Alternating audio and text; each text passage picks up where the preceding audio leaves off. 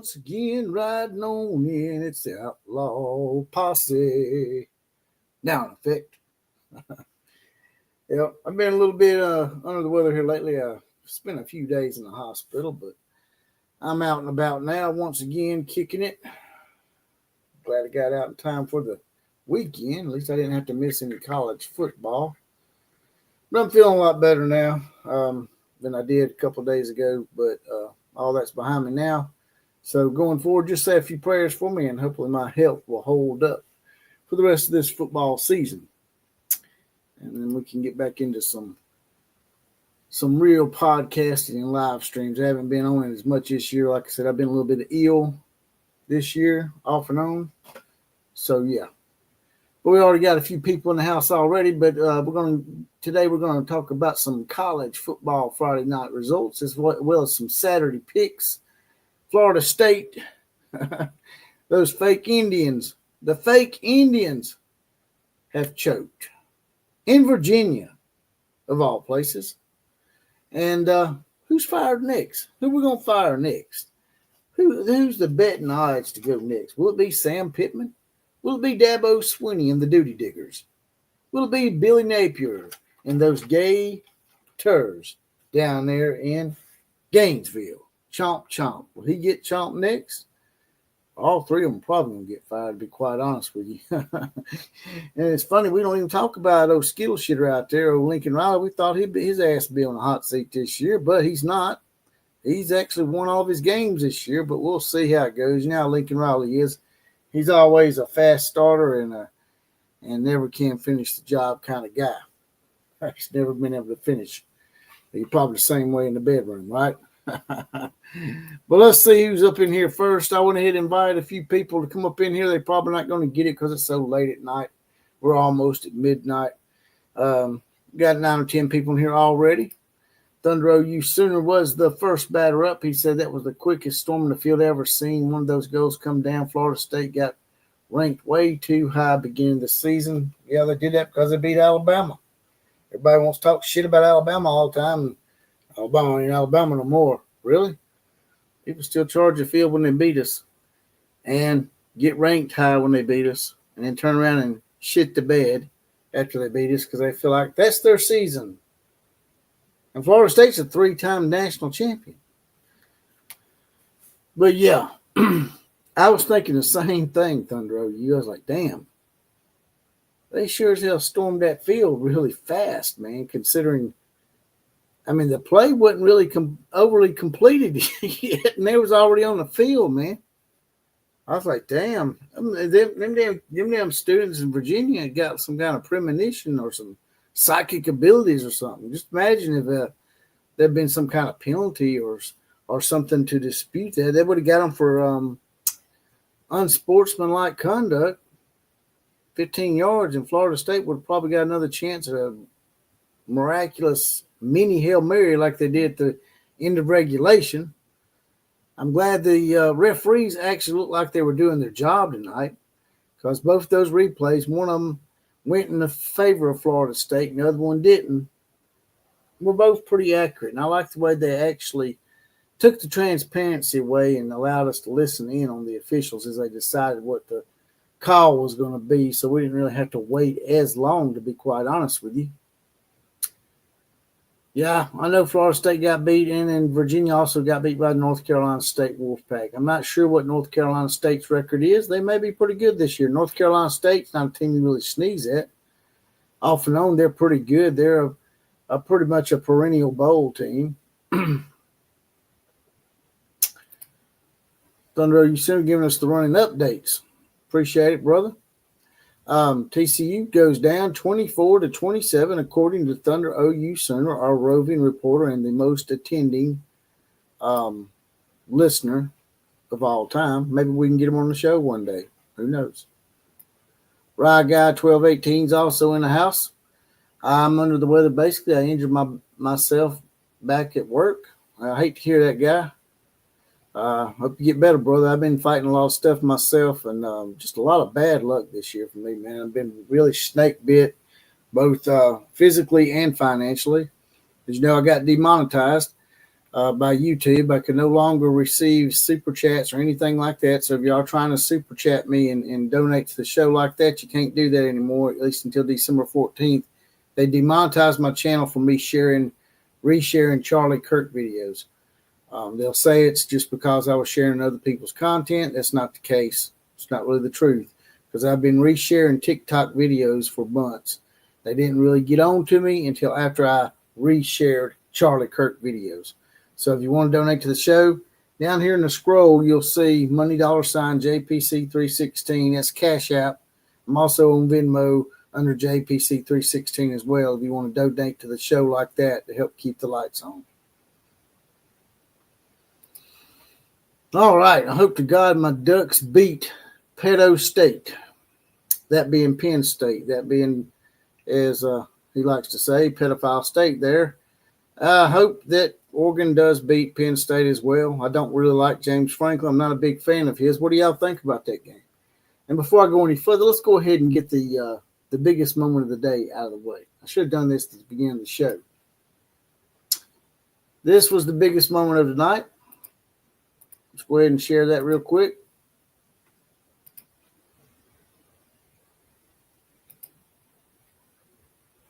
See if y'all got that on there like I do. There we go. All right.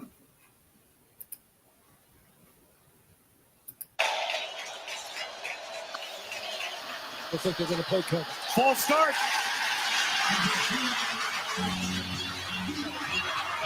Fast forward a little bit so they don't tattle on me. Play some zone, keep some eyes on the quarterback. This is high drama. 4th and 12. Right here. 4th down and 12 to keep the game alive. In overtime number 2. Here comes the blitz. Castellanos in trouble. Heaves one towards the end zone. Intercepted! It's over! Virginia has done it!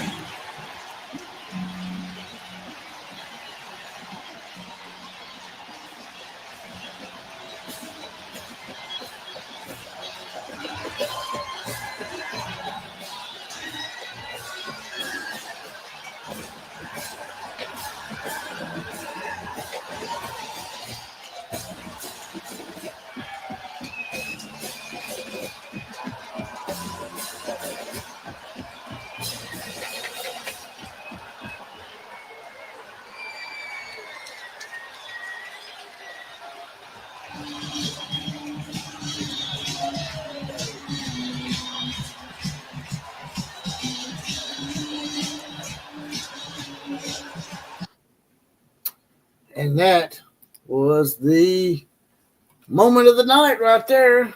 I would play a little bit more, but I'm afraid they might try to, get pissed off at me and say I'm sharing other people's content and extend my suspension or whatever. So, yeah, that was the moment of the night. Oklahoma is not losing this weekend, says Levi, with a big prediction from Levi tonight. Appreciate that, Levi. Can you get this damn collar straight? So, yeah, Oklahoma will definitely win today. All right. Guy 1218 says Linky Boy will get his shit kicked in by the Oregon Ducks. Ghost of Cale Gundy's in the house. What's up, big dog? What's up, Ghost of Cale Gundy? I don't know if I've seen you in here before, brother, but I welcome you to the show. Please like, share, comment, and subscribe to this channel. You're already commenting in here, so you might as well just go ahead and subscribe. It's all free fun. Also, if you want to donate to the show, like I said, I'm demonetized because I reshared Charlie Kirk videos. So you have to share to me, donate to me on Cash App, money $sign JPC316, money $sign JPC316. Lincoln has 2 kids, so he probably won't last long. It was quick, says Ghost of Cale Gundy. It was quick. They were quickly on there.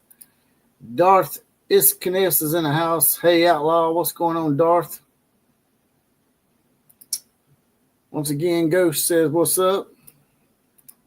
Boomer Schooner says, "Did you see what the statement Auburn put out on Thursday?" No, I didn't. There ain't no telling. I got tired of hearing their shit. I live in the same state as those barn monkeys, and I have to hear it all the time, man. So now y'all know how it feels. Y'all said, y'all try to tell us, man, Texas is bad, man. Texas is bad. I'm like, yeah. Wait till y'all get a load of the Auburn fans a couple of years. And now you see. Now you see what the rest of us been dealing with. Not just Alabama fans.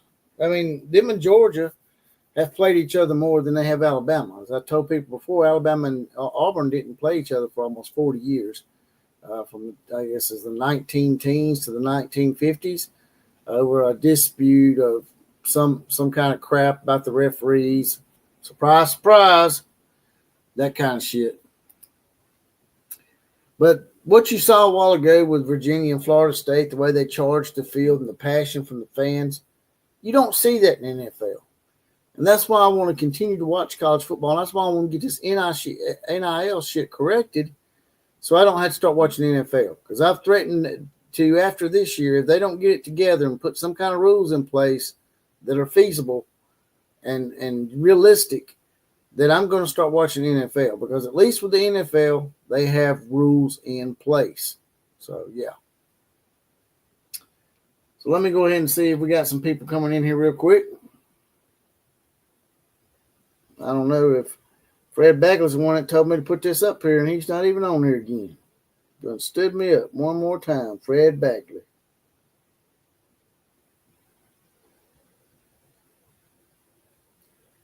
Saying, where y'all at?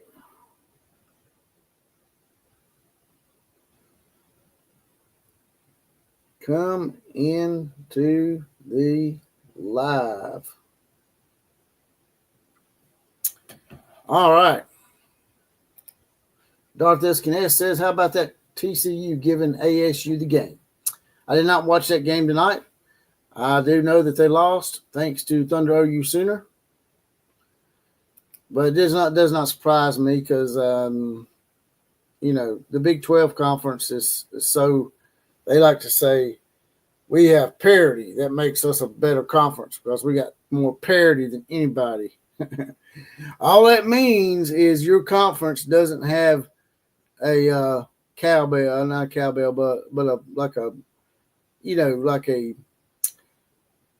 blue blood, a breadwinner, somebody that knows how to win national championships. When you say that your conference is a conference of complete parity, that means you don't win anything. You might win your conference because somebody's got to win it now.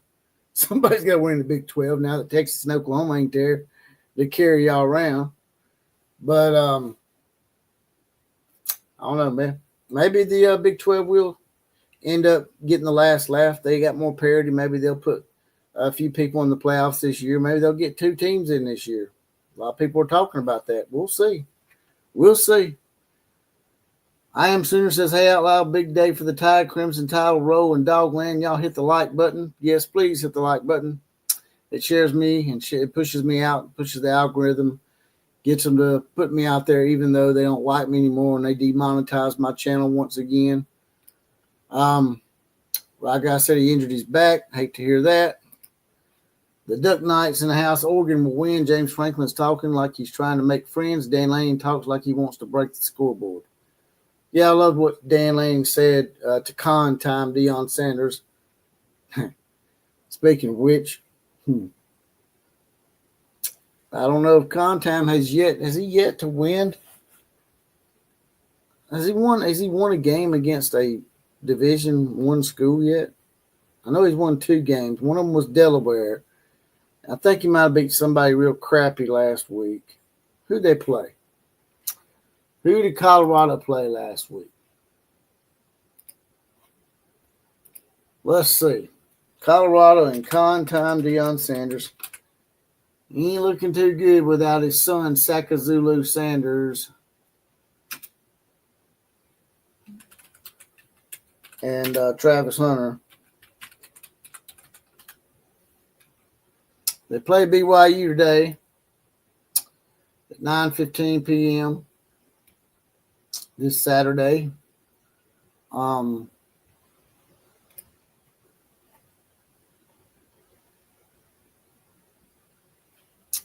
Who did they play last week?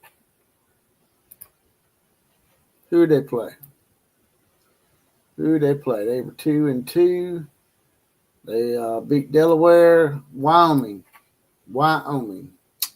That's who they played, Wyoming. And they give up 20 points to Wyoming. So it's not like they beat Wyoming down. Wyoming's probably barely an FCS school.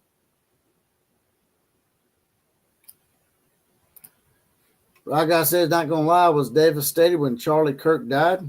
Me too. Thunder U Center says he's going with Oregon to win over Penn State. Even though it's a whiteout, y'all still going to go with Oregon? I want Oregon to win right here in the heart. But in the mind, I'm not sure if Oregon can go on the road and beat Penn State in such a hostile environment. But they say Oregon Stadium, although it may not have more seats than a lot of stadiums, the way Oregon Stadium is built, Autzen Stadium, I don't call it Oregon Stadium, it's called Autzen. Autzen Stadium, the way it's built acoustically, the sound is a lot louder in Oregon Stadium than most stadiums. D Truth TV's in the house. What's up, D Truth TV? High Outlaw. Well, guy says the game will be difficult with cross-country travel aspect. I think it's overrated, but it does exist. Yeah, it does. I'm definitely going to root for Texas A&M. Texas A&M playing Auburn this week, right? That's what I've been telling these barn monkeys all week. I'm like, hey, y'all better worry about those all-male cheerleaders that y'all got to play, because they're not going anywhere. They're going to be waiting on you Saturday, regardless of whether you get over the fact that Oklahoma beat you 2 years in a row now, 4 times overall. Gives all new meaning to the word 04. Yeah. Yes, that was an amazing game tonight, and that's why I like college football, man. There's just more passion. Darth Iskanes says he's actually rooting for Auburn only because Auburn looks good all year. That'll make Oklahoma look even better. Not that I like Auburn at all. Matter of fact, I think they're a bunch of crybabies. Yeah, but you can't root for them against us, man, because we got to play us too. So you got to root for Alabama when Alabama plays Auburn, right? Then we'll be rooting for y'all against Texas. People on the field could have got answered, especially for the football players and referees and coaches. They need to ban rushing on the field. Yeah, people could have got injured. The coaches were absolutely surrounded. I mean, I saw a couple of them shooting them the bird and stuff, and then they wonder why these fans get punched in the mouth. These players just got through with an intense ball game, a very emotional ball game. You get in their face and shoot them the bird. People say, well, they're not supposed to put their hands on anybody. All right, well, they don't get in their face and shoot them the bird if you don't be punched in the mouth. Yeah, you're going to go to jail or you're going to get charged for it. But honestly, if you are provoked like that, there should be a law against inciting someone to do violence to you, you would think.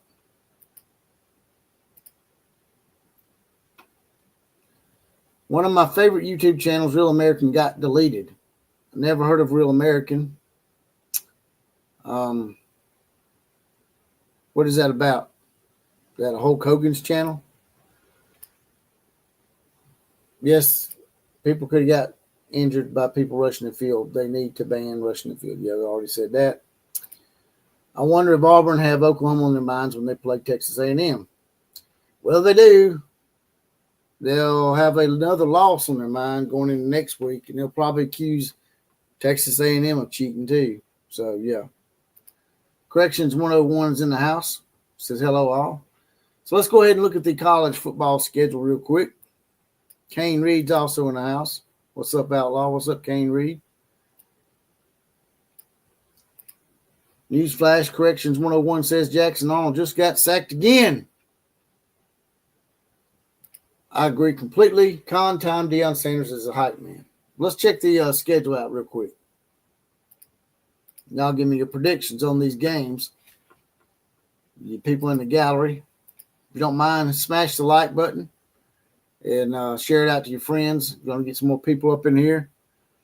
We're going pretty late tonight. East Carolina beat Army. Florida State lost, as y'all know. Houston and Oregon State are in the third quarter with Oregon State leading 14-10. Look at the tickets right there, starting at $6 for that game. Damn. All right, well, Saturday's games, Louisville plays at Pittsburgh, I guess. Yeah. Louisville at Pittsburgh. Probably going to take Louisville in that game. Duke at Syracuse. It would not surprise me if Syracuse had a big letdown from beating Clemson and turned around and lost to Duke. Because you see that crap all the time. Those tickets are a little higher, $78. Georgia Tech at Wake Forest. Georgia Tech needs to watch Wake Forest. Wake Forest will sneak up on you. Georgia Tech having a real good season so far. I think they're undefeated. I think Georgia Tech will win that game. Cincinnati at Kansas. I don't know enough about that game to really call that one. Notre Dame at Arkansas. This is a game that I think people need to watch. Notre Dame is 1-2. They finally got them their first victory. Notre Dame has basically played 3 out of their first 4 games against Southern teams, and they went 0-2, sort of playing a Southern gauntlet, getting a taste of what Southern football is all about there in the Fighting Irish. And Arkansas's backs are against the wall. They've had a couple of games they probably should have won. They had Ole Miss beat. They fumbled the ball at the end of the game. They had Memphis beat, fumbled the ball at the end of the game. So Arkansas, while their record is 1-2, they're really not as bad as they look. And it's in Razorback Stadium. So that's going to be a hard road trip for Notre Dame. Would not be surprised if Arkansas pins a third loss on Notre Dame, and I hope they do. That way Notre Dame gets knocked out of the playoffs, and we don't have to worry about them getting a slide in without having to play a conference championship game because they're a bunch of punks that don't want to join a conference because they've always, been catered to by just about everybody, especially ACC, who rolls over and takes it big time. Let's see what we got going in the comment section here. Let's go on down here for a second. See what we got up in here. They played Wyoming. Yep. If your Bama loses to Georgia tomorrow, does the Bama fan base demand the board to be fired? I don't think so. The reason why they're demanding that against Florida State is because Florida State was 2-10 last year. Losing to Georgia is something we would probably more expect. Losing to Florida State coming off a 2-10 season is the reason why they were so up in arms.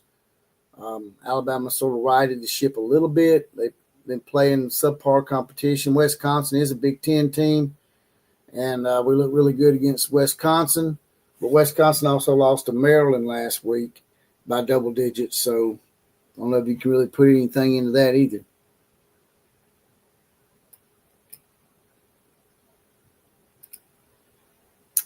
It's so hard to stop field storming. You can triple security and you still get overrun by tens of thousands of fans set on storming the field. Not sure how you can stop it. There really is no way to stop it that I know of. Now, you could do like these soccer fields do and put these big intrusive, obstructive fences around the field. That's what they do in soccer games. They got these big, huge fences up where you can't get on the field because soccer fans are crazy as hell. They go out there and try to kill the referees and the soccer players. They've been known to do it. 1989 M's in the house. Good evening. Wow. Bad loss tonight by the Noles. What a surprise. Yeah, it's college football, man. You can beat Alabama one week and lose to Virginia the next week. That's why it's college football. That's why it's better than the NFL. You never see this happen in the NFL. I don't think I've ever seen anybody charge the field in an NFL game. I think it's because of the students. There's so many students at the game. They're so young and boisterous and got so much energy. Whereas at the NFL games, you got a lot of older people and they don't really feel like charging the field because They might break something, right? I don't think Alabama could afford to buy DeBoer out. He says, well, Alabama's buyout for DeBoer, I think right now is right at $65 million or $70 million. But the thing is, with Alabama's buyout with DeBoer, we don't have to pay a lump sum like someone like Kentucky does. Mark Stoops, an example there. Mark Stoops' contract with Kentucky says that if they fire him, they have to give him a lump sum of $34 million. Nobody's going to be able to come up with that kind of money. Not really, not unless you're, got a lot of oil money behind you or something. But monthly payment thing. If they were to fire DeBoer, they wouldn't have to pay it all up front. It would just be monthly payments. So actually, the buyout is actually more doable than a lot of people realize. So we could actually probably fire him and be okay. All right, who are you going with for tomorrow morning's game, Illinois or USC? Definitely would probably be going with USC, especially after how Illinois looked against Indiana. They lost 63-10. I don't care if it was at Indiana. I don't care if that damn game. I don't care if Illinois went to and played a home game against the Pittsburgh Steelers. You don't get beat 63-10, man, if you're a major college program and you're ranked 9th. It ain't like Illinois was the dreg or considered the bottom feeders. Illinois ranked 9th, man. They were in the top 10 and got drugged 63-10 like they were a homecoming opponent.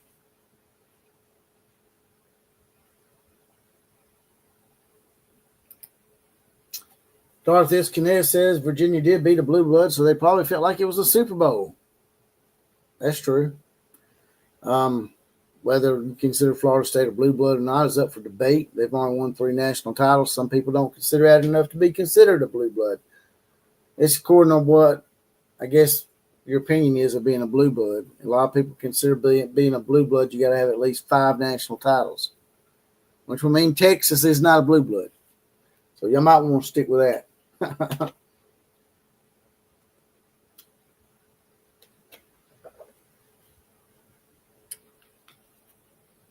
Well, the only reason Alabama has looked like world beaters, Corrections 101 says.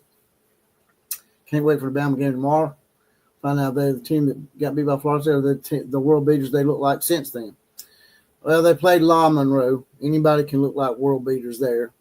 73-0. Then they beat Wisconsin, who is a Big Ten team that has had success in the past and has won Big Ten titles. But they haven't been the same the last couple of years. They've been playing with backup quarterbacks the last couple of times they played Alabama.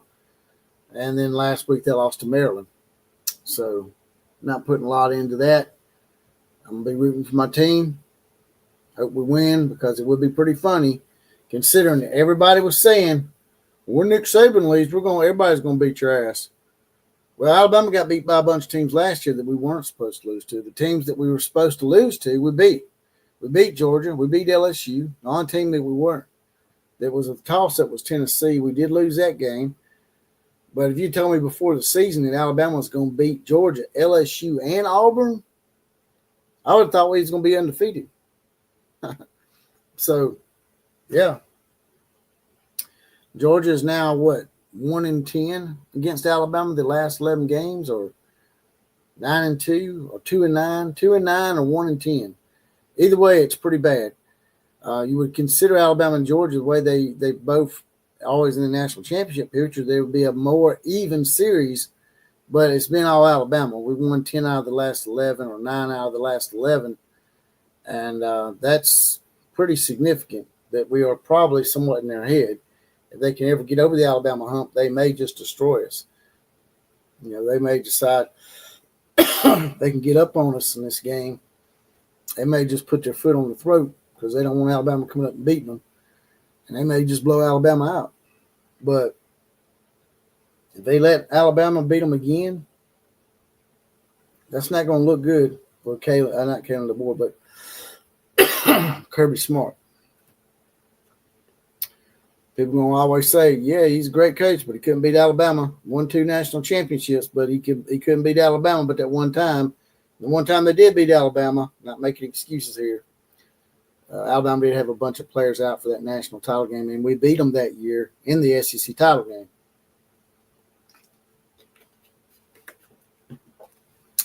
Let's go back to looking at these games real quick. I think North Texas is undefeated, by the way. They could be the G5 school. They're playing South Alabama. UCF is at Kansas State. Nobody cares. Rutgers at Minnesota. Nobody cares probably about that. USC is at Illinois. Those tickets are going for $25. Damn. You drive up to Champaign. Catch the Skittle Shitters in action. What do y'all say? Who all wants to go get us some Skittle Shitter signs and welcome old Linky boy into Champaign? $25 a ticket? That's pretty damn good. Oh, well, look at here. Utah State at Vanderbilt, $11 a ticket. That's even better. That's an even better road trip right there. We got all go meet up in Nashville and just take over the stadium. Like, damn, where'd that outlaw posse come from? But USC should handle Illinois. I don't know why Illinois is still ranked. That's pretty stupid. Why would you rank a team that got beat 63-10? Damn, man, that's just stupid. I can understand if they just got their ass handed to them a little bit, like 33-10, but 63-10, and you're still ranked. This goes to show you the AP poll and all these pollsters are stupid. USC, I think, will win that game handedly, but you just never know with college football, man. Like I said, team will lose to, like Virginia, lose to NC State, and then turn around and beat an undefeated Florida State team. But if I had to say, I would think USC will probably win that game easily, 42-21, something like that. Utah State at Vanderbilt should be an easy win for Vanderbilt going on down here. So Utah is playing at West Virginia. Nice long road trip for the Utes. My boy Kuz, he just gained pretty bad for his team. They got blowed out by Kansas last week.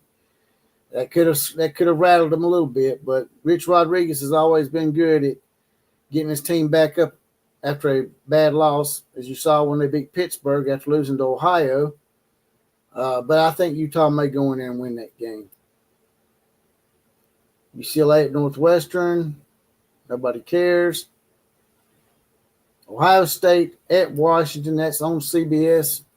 Tickets are going for $102. Not too bad for a game like that. I would love to see Washington upset Ohio State. But Ohio State has all that talent, man. They got like tons and tons of NFL talent. I don't think that Washington's going to be able to do it, but I will be rooting for the Huskies to beat Ohio State tomorrow in Seattle. What do y'all think? Y'all think the Washington Huskies have a chance to beat Ohio State?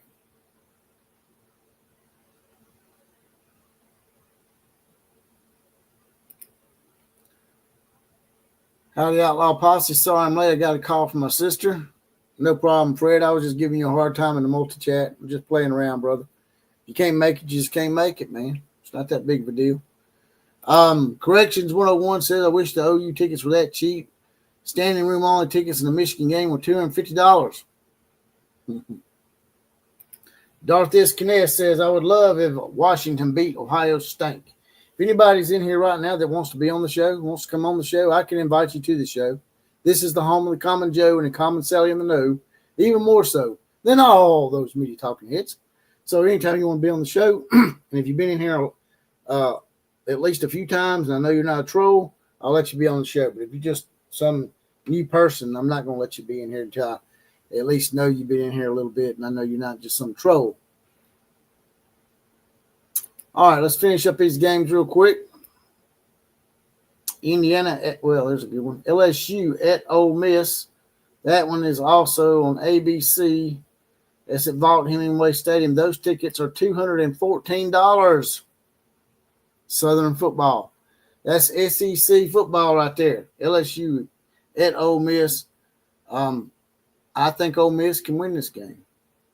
I think this will be a real huge win for Lane Kiffin. Everybody says he can win a lot of games, but he never can win the big. He can't win consistently big games enough to win national championships or to win championships of any kind.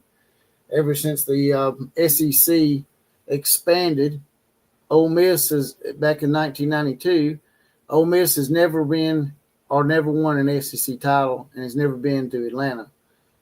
And they better hurry up because I think the SEC title games will go away eventually. I think they're going to do away with conference title games. When they expand the playoffs to 16 teams, I think they will indeed go to doing away with the conference title game. LSU's offense has looked putrid so far. Ole Miss defense, I'm not sure how great they are. They do look a lot better here the last couple of years with their offensive coordinator that come from Alabama originally. So it would not surprise me if Ole Miss would win that game. As a matter of fact, I think they can. If LSU's offense cannot put up more than 20 points, 24 points, I think Ole Miss can. And LSU's got a good defense. But I think if Ole Miss can score between 28 and 31 points, they can win that game. What do y'all think? Indiana at Iowa. Indiana had a big win over Illinois. Would not surprise me, though. This game's on Peacock. Would not surprise me if Iowa pulled the upset here. Baylor's at Oklahoma State. Oklahoma State just fired Mike Gundy. I'm a man. I'm unemployed. So I'm a man. I'm unemployed. Will not be at this game. And would not surprise me if maybe the players – they said a lot of them players walked out, though. Did a bunch of Oklahoma State players walk off the team after Mike Gundy got fired? They may be in trouble. They may be about to go over for the season. Auburn at Texas A&M is at Kyle Field, and Auburn's still complaining about the Oklahoma game. They better get your head on a swivel real quick because you go into Kyle Field with your head somewhere else, you might get your head knocked off, Auburn. So screw your little monkey head back on. Quit being the barn monkeys, and you say you're the Tigers and the War Eagles, but you need to act like it. You act like a bunch of barn monkeys. Let's see. All right. For the Oklahoma people in here, Tulane plays at Tulsa. Tulsa had a big win over Oklahoma State last week. But Tulane will probably win that game. Tennessee at Mississippi State. That's at Scott Field. Them damn cowbells are very aggravating. That's at 4:15 p.m. on the SEC network. Both teams are undefeated. Mississippi State's undefeated. Probably should be ranked, especially over Illinois. But I think Tennessee might be a little too much for Mississippi State. I will be rooting for Mississippi State and Jeff Lebby because I just can't stand Tennessee. Be quite honest with you. But I think Tennessee will win the game. Virginia Tech at NC State. NC State, as you know, is the only win over Virginia, who upset Florida State tonight. NC State will probably win that game. Who else? Any other good games on here? There we go. There's the big ones. Oregon at Penn State. Oh, man, look at the ticket prices on that one. $466. $466 is on NBC at 7:30 p.m. going head-to-head with Alabama and Georgia. Would not surprise me if Oregon went in this game and handled Penn State. Even though it's a whiteout, it would not surprise me if Oregon wins this game. Straight up. Alabama goes to Georgia. If Georgia's defensive secondary can't play better than they did against Tennessee, and the way, Alabama's quarterback Ty Simpson has been playing, he's got like an astronomical completion percentage right now, right at 80%, like it's 79%. That'll be the key. It'll be Georgia's secondary versus Alabama's wide receivers. I think will be the key to that game. If Georgia's secondary can do a little bit better than what they did against Tennessee, they'll probably win this game and finally get that Alabama hump. Get over that Alabama hump, so to speak. And maybe go on to even win a national title this year if they can do that. But their secondary is going to have to prove itself.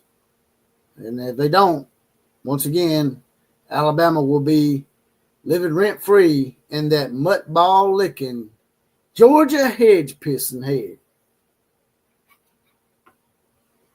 And that's about all the good games. BYU does play at Colorado in con times. BYU last year beat the snot out of con time in the bowl game because con time has yet to win a bowl game, has yet to win a championship of any kind. Him or his son and Travis Hunter, neither one of them won a championship, and yet they got their jerseys retired. Never heard anybody winning a championship, not winning a championship at a school and getting a number retired. Kentucky at South Carolina. Both those teams are struggling. I'd like to see South Carolina win. I like Shane Beamer. I know a lot of you Oklahoma people probably like Mark Stoops. But that's the games this week, this Saturday. So, yeah. What do y'all think about all that?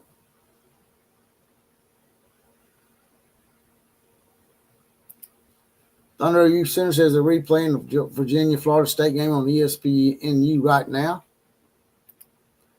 I have not heard of players walking off OSU. Wow. Yeah, I heard a bunch of players were walking off the field, yeah. Killer Breeze been hitting me up. Yep.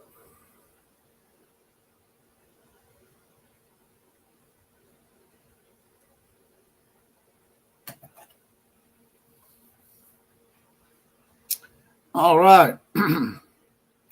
So, we may have Killer Breeze coming up here in just a second.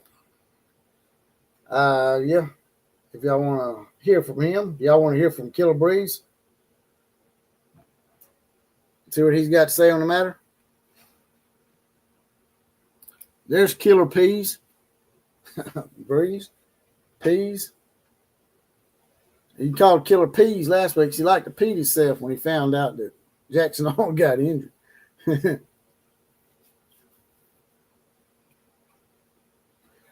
All right, so we've talked about the games tonight and what in Florida stank. Oops, I called them stank. I'm going to have to quit using that so much. That should just be for Ohio stank. Now, a lot of people have been using it for Oklahoma stank. I've seen a couple of y'all using it on Oklahoma. We've been talking about the games tonight, Killer Breeze, the games tomorrow, and just shooting the shit about everything, really. We've been talking about con time and how he's just piddling around and middling around with his team. And I was fixing to talk about the coaches that are on the hot seat. Sam Pittman, Dabo Swinney, and Billy Napier, all three of these coaches probably going to get fired. But I'm just wondering, of these three, who can save their job and who has the easiest route to saving their job.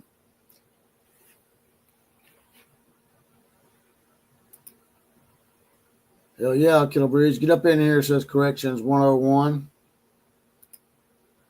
Oklahoma versus Georgia will be good next year. Y'all play Georgia next year?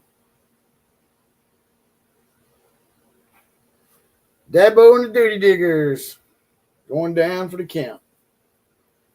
I hate it for Dabo because he did go to Alabama.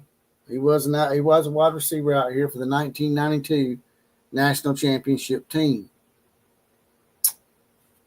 So, Sam Pittman and Arkansas, if they can win that game tomorrow against Notre Dame, that'll go a long way into saving his job. I think that Arkansas and Florida both have a harder route to keeping their coach's job.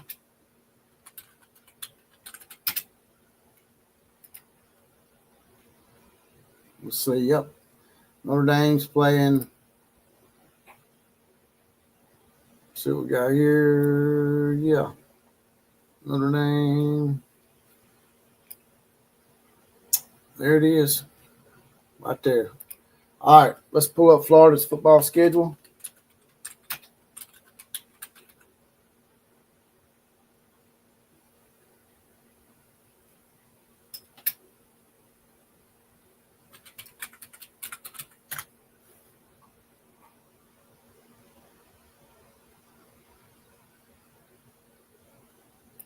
All right. There's Florida's. And Clemson. Pull their schedule up real quick. All right.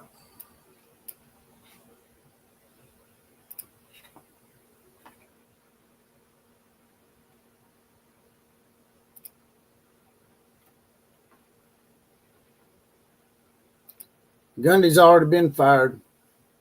Is that what you're talking about? Who's worse? Oh, he says he was answering Dorothy's goodness. Who's worse, Dabo or Mike Gundy? I don't think it's close. I think Mike Gundy by far is a lot worse than Dabo Swinney. I know a lot of people give Dabo a hard time because he preaches a lot and comes across as a hypocrite when he talks about players making money when he's making $11 million a year. But, yeah, Dabo's won 2 national titles, won 8 conference titles, has a 120-24 record. So I think Dabo Swinney's a lot better than Mike Gundy's sorry ass. Mike Gundy's a punk-ass bitch, by the way. Cale Gundy, I like his brother, but ever since he took his OAN shirt off for that damn idiotic Chubba Hubba. By the way, who names their kid Chubba?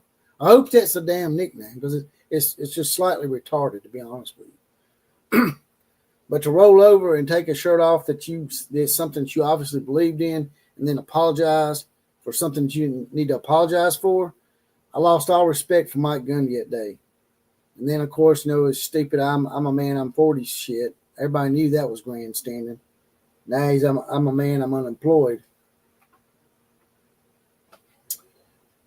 All right, so I'm going to pull up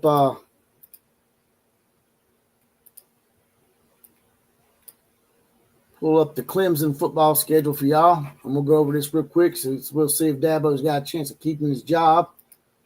Can y'all see that? All right. The games up here with the scores to them. They've already played, of course. They play at UNC October the 4th, so they got a week off to sit around and stew about it. That's probably the worst thing that can happen to you. I'm glad that Alabama played immediately the next week after they lost to Florida State to get that bad taste out of your mouth. To sit around for a week after you had a couple of bad losses, it's probably the worst thing that could happen to Clemson. But UNC looks equally pathetic. I knew this whole situation where they hired the New England Patriots head coach there, Bill Belichick. I knew that shit wasn't going to work out, man. Hey, I just knew it, man. He was way too old to come in and start college football anew. And if he'd been like Nick Saban and come back in the college game when he's in the 50s, that's one thing. But when you're in the 70s and it's the first time you've coached college as a head football coach, that wasn't going to work out. I think Clemson can beat North Carolina. Boston College is at Boston College. That's sort of a toss-up, but they could win that game. They play SMU, who has not looked that good. Duke has not looked that great. Then Florida State comes to Clemson. That could be another loss right there. It's probably at least 2 more losses, maybe. Then they play at Louisville. That could be another loss. They play Furman. And then they play at South Carolina. South Carolina hadn't looked that good this year, but we shall see. So right now, Clemson's 1-3. They could be 2-3, possibly 2-4, 3-4, 4-4, 4-5, 5-6, 6-6, and I think they probably might be able to beat South Carolina. They could finish 7-6. If Dabo Swinney finishes 7-6, they'll probably keep him. I mean, because that's just one off year. Like I argued off and on with damn Rich Huffman over in our multi-chat.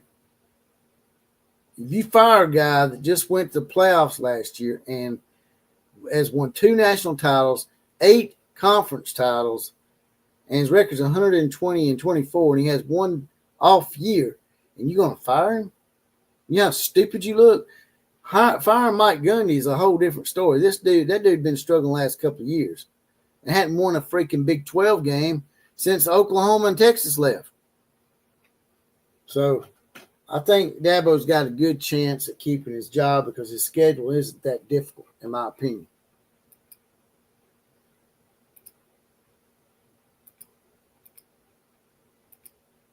All right, so let's look at the Arkansas schedule.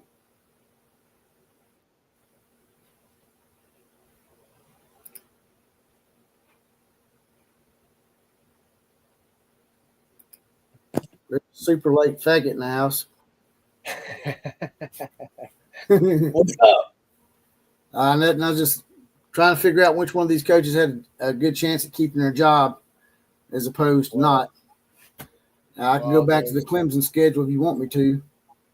Sure. But before we do that, I'd like to show you something real quick. Go ahead.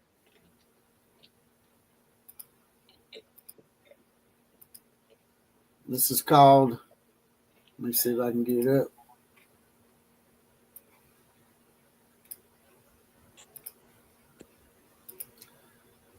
This is called not being able to live with success, I think. You see that? I can see it. Can you hear me? Yeah. I don't know. Maybe my internet connection is bad. It clicked my screen off. Or what the hell happened. Oh. Looks like they're going to play cover. False start.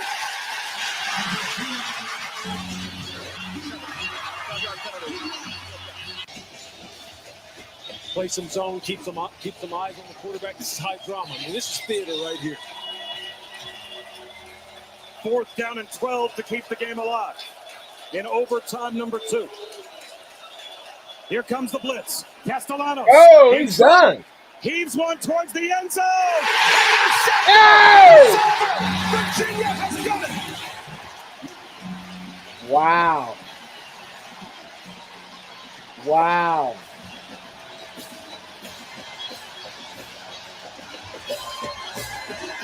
Look at that idiot.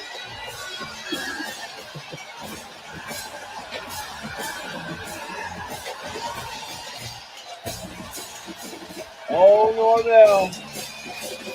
Oh, man. Oh, man.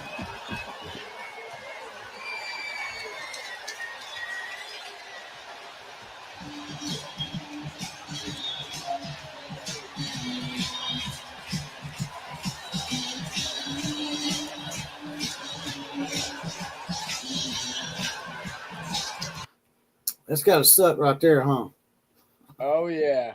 That, you know, and that, so there it is. Everybody, you know, Mike, I was wondering, I'm not gonna lie. I was genuinely surprised that Florida State was doing so well. I mean, you know, you couldn't argue. They had a great game against Bama. They've been winning big, you know, but you know, when it's pissant schools, you know, you just never know what to think about that. They do what they were doing what they needed to do, but it doesn't mean much, you know. And Castellanos reminds me so much of the whole Steven Garcia, Johnny Manziel shit. You know, they win that one big game against Alabama. They're like, "Oh, fuck the rest of the season. That's it. Yeah, we're done." Yeah. They have one hard game on the road, their first road game, their first really decent team, and they lose. Shows they can't handle success. And admittedly, I wasn't watching the game, but it looks like from the last play I just saw, it looked like Virginia's defensive line was handling up on Florida State's offensive line. I mean, Jesus Christ, they pushed them back immediately. But anyway, it goes back. It just goes to show you, man. You know, Castellanos got really lucky because he called his shot kind of against Alabama. He made those comments that everybody unanimously came out and said was ridiculous for him to say about Alabama. And then somehow, I still don't know how they pulled that rabbit out of their backside in the beginning of the season this year, but they did. But as we can see, you know, I'm pretty sure Virginia is not some world beater that we're just finding out about now. I'm pretty sure it's just Florida State regressing back to the mean. Yeah, Virginia already lost a game this year to NC State earlier, so they've already lost a game. There you go. Admittedly, I was not aware of. NC State's off and on good. One year they'll be really good, next year they won't be. So I mean, we don't know. And they're always good for a game here and there of playing, you know, out of ahead of their skis. You know? Alabama was breaking in a new quarterback, and not making excuses, but we had a lot of stuff going on. And, Florida State, Everybody acts like they blowed Alabama out, but they don't realize it was 24-17 in the fourth quarter. Yeah, I know. No, it was just it's a big surprise that they won the game. I mean, that was the big surprise is that they won the game. Well, they lost their mind around here, and people were like, well, if y'all lose to Georgia, you're going to be calling for DeBoer's head. No. The reason why they done that with Florida State's because they were 2-10 last year. Right. We expected to win the game easily. It was supposed to be like a cupcake almost. Well, they were 2-10 when they were supposed to be a pretty good team, not just 2-10 with a bad team. It's one thing to have a bad season when you have a bad squad, but they were supposed to be pretty good, and they ended up 2-10. I mean, because it was the year before that they beat Oklahoma in the didn't we play them in the chat? Help me out here. I'm drawing a blank, but didn't we play? Wasn't that who we played 2 years before in the bowl game? Didn't we play Florida State? I know we did.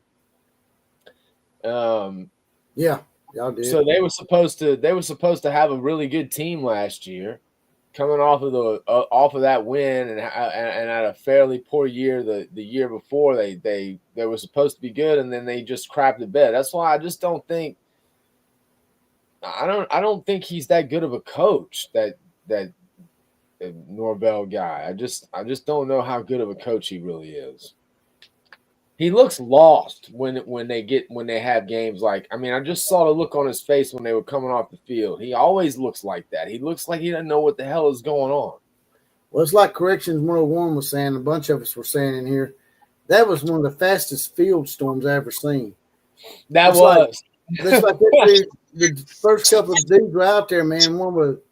It's like, damn, how do you know that play was even over with? They charged the field, man. Like, what if there had been some kind of penalty or something like that? And they would have penalized the crowd if there was still some kind of play going on, or they had some kind of question about the play. If there had been a penalty, there would have been a double penalty for them charging the field for unsportsmanlike conduct, and they would have got 15 yards and maybe beat Virginia. For sure. Well, going back to what y'all were talking about the coaches, I wanted to, because I almost felt bad when I made my comment about Dabo. I always forget that he was on the actual national championship team with Gene in '92 with Gene Stallings. Thank you, Jesus. Mm-hmm. And I give Dabo a hard time, but I want to be real clear. It's not that I don't question Dabo as a coach like I just did Norvell. Clearly, Dabo has more than one national championship. To get to 2 puts you in a different category, no question about it. Particularly the 2 that he won against what history is going to determine was the best program, I mean, of my lifetime, and did it while they were at the top, beat Alabama while they were at the peak of Nick Saban's. Yep. Because if Clemson doesn't beat Alabama, Alabama ends up with one of the probably most sports historical dynasties of all time. It'd have been close to the UCLA dynasty in basketball in the 70s. I agree. Because they would have won 8 national titles at that point. I was surprised they won both of those. So, and the second one they seemed to win in convincing fashion. Or at least it was, it wasn't close. Like it didn't seem as close. They beat us pretty good. They beat us pretty good in that last one they played us in the national title. It was 44-16. Yeah. So I don't question, but my issue with Dabo is that I think Dabo was a super humble guy. I think all that aw shucks stuff that he played in the beginning was real. I think it was real. But I think something happened when they won that second national championship. I think that's when he started believing his own hype. And dude, anytime you start believing your own hype, it is the absolute first sign of the beginning of the end, because now he's not believing that he doesn't seem to believe, and you can see it right now, like the way he's acting, or at least the way he was acting 2 weeks ago. when he came out and threw his little temper tantrum without anyone even asking him that question that he answered, by the way. He gave that big, long tirade about, is that good? Is that good? I mean, I don't know. Is that good? Playing for a national championship 4 times in the last 10, winning 2 of them, going for 7, and he started giving his resume. It's just like, I think he started believing his own nonsense, and that's why, and he got cocky, and that's why he didn't think that he needed to change to the game that was changing around him. That's why he did things like hire Garrett Riley to come in and breathe some life into his offense. But, oh, wait, you can't run your own offense, Riley. You got to run the Clemson offense. It's the Clemson offense. It's like, no, dude. That's the whole damn reason why you're bringing Garrett Riley in, because your offense sucks, because you won't adapt to anything. But you think you're the almighty Dabo, and we're just little old Clemson. We're going to win no matter what because we're different than it. He said it the other day in his comments. He was talking about how Clemson's the model program in the country, and he thinks they're better, different than everyone else. Like, dude, you're not. When you start preaching about how much these kids are making, and you're making $11 million, people start looking at you a little sideways, especially when you start slipping. When you start slipping and you barely, I give Rich and them a hard time in the multi-chat, but they're all right. When you just slip into the playoffs, it just seemed like they got lucky to get into the playoffs last year. Yes. People start looking at you sideways a little bit, like, really? You're going to talk about that and you're making $11 million a year? And it's just like with Nick Saban. He said something the other day on Pat McAfee's show that sort of pissed me off at Nick Saban.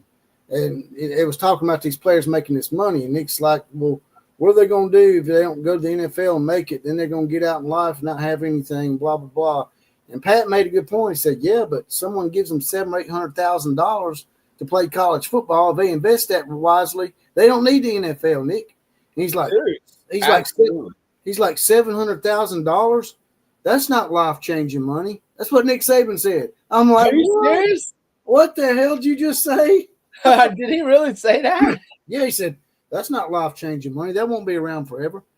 Well, no, but he said if they invest it wisely, it will be, Nick. $700,000 is life-changing money. That's life-changing money. It may not be for you because you probably got a net worth of $1 billion or something. Yeah. But $700,000 for me or anybody, that'd be life-changing. Hell, $100,000 would be life-changing money for me. Dude, and then it's another great example. It's just like lost Killer Breeze for a little bit. Hold on. My goddamn, I got a bad wire on my computer apparently. Anyway, that's the problem, when that's how quickly you get out of touch. You know what I'm saying? It don't take much, dude. You don't have the good life for very long before. That's what I'm saying. And I'm saying that about my coach. These coaches, like Nick Saban, they get this bubble around them. They think that they're untouchable, man. It happens to every single one of them. Yes. It happens to all of them. Joe Paterno, Bobby Bowden, all of them. Yes. They start believing their own hype. That's the I mean. And I just couldn't believe he said that about $700,000 like Nick. Are you kidding me? I didn't hear that. I didn't hear that. But that's a great example of what I'm talking about. They just kind of lose touch, man. They just kind of lose touch. And that's why that's what I think Dabo's issue is. And as it turns out, apparently it's going to be his downfall because he's still not getting it, dude. You can see it when he's talking in his press conferences. He still doesn't get it, dude. I do think because of what he's done at Clemson, his job is by far the most secure. I don't think Clemson wants to fire Dabo Swinney. There's no way. They would love this. And by the way, you know who it's very similar to? It's very similar to the almighty Bob Stoops at Oklahoma. Bob Stoops started off hot, played in a national championship within 2 years, won it right away, played for another 3 of them, but didn't win. But then, so you can argue, just like with Dabo, that Bob Stoops and like a lot of coaches, that in his first 10 years, he was now I think the difference is Bob, when the game was changing around him, Bob changed with the game too. It took, and so he kept Oklahoma at a more competitive level, I think, than Clemson is right now, because he was still winning a lot of games, but not winning the big ones anymore. And that's what's going on with Dabo. I'm just going to, so, but just like with Stoops at OU, had he started winning national championships again, he'd have been there as long as he wanted to be. And it's the same with Dabo. Dabo can clearly save his career. But if he really wants to save his career, and I don't know if he's going to be able to do this or not, I think the Dabo we knew before he won a couple of national championships would have. But he needs to strip it down, and he needs to do what Nick Saban was doing at Alabama when the game was changing around him. He needs to change with the game. Well, even Nick Saban couldn't change with the game, I think, with NIL. I think that shit ran him off. Well, but I don't mean – I meant changing the game with, I'm talking about how Nick changed when Nick first started off. It was ground and pound. Right. It was hard defense, running the ball, and then by the end, he was throwing the ball all over the field with spread and to it. Well, I think with Dabo, it's not so much the on-field stuff. I think it's he can't grasp the concept that you're gonna have to pay some of these players, man. Absolutely. And like that, Fred Bagley says here, Dabo doesn't seem to realize that little old Clemmy will never have the money to consistently win at a high level.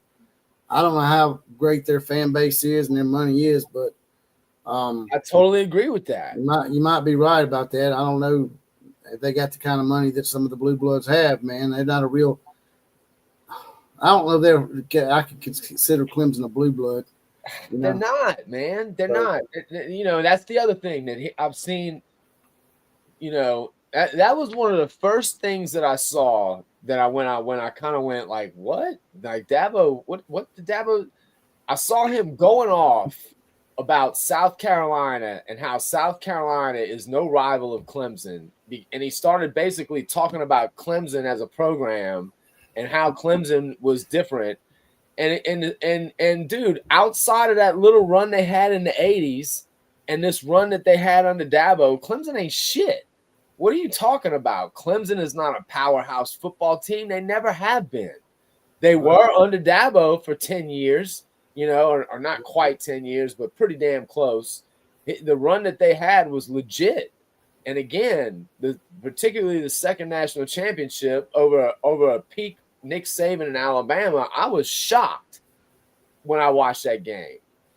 So there's no question what he did. I mean, had he been able to keep them up like that and still be winning like that right now. But the problem is, as soon as Dabo left, unless they were able to keep that winning up, they were always going to go back to being mid-card. They're always. And that's what happened to them right now. They're going back to being who Clemson was before. And again, if he doesn't get off of his high horse and I think he needs to give up on the Clemson offense and just let some new blood come in and call a fresh offense. And clearly he probably got a lot of that shit from Gene Stallings too. Now, Gene Stallings did win a national title at Alabama, and I appreciate that. But Gene Stallings was sort of like that. He was set in his ways, and the game was passing him by, and he refused to change certain things, the way he done things. And Steve Spurrier in Florida just blew right by us.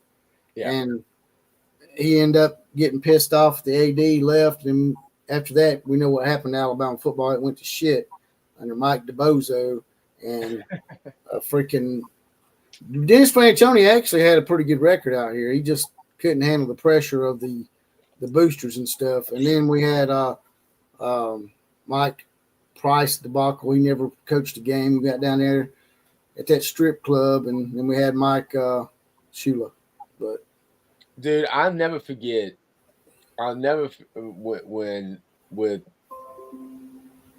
When Alabama Franchione, when the rumor came out I'll never forget this. I was at Thanksgiving dinner table. It was either Thanksgiving or Christmas, but we were at the dinner. It was a holiday dinner table, and my family was all there. And they were talking about the rumors that Francione was going to leave Alabama and go to Texas A&M. And I was young at the time, and I stood on I was like, there ain't no damn way. Who in the hell would leave Alabama to go to Texas A&M? There's no damn chance he's doing that. And sure enough, he ended up. What's that?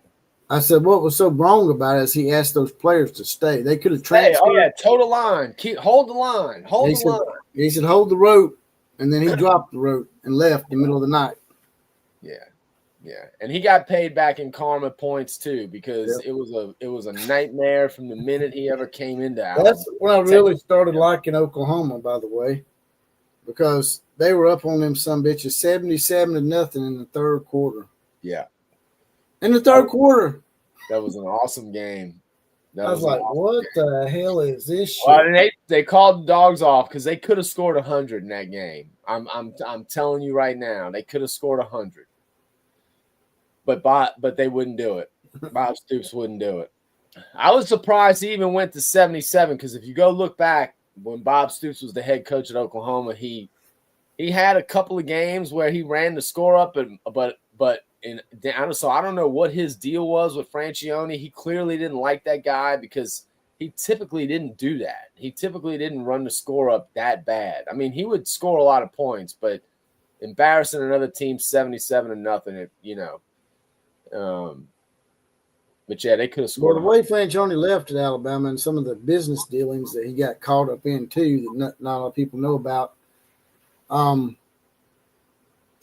it made a lot of people not really like him, even outside of Alabama. A lot of people didn't like him.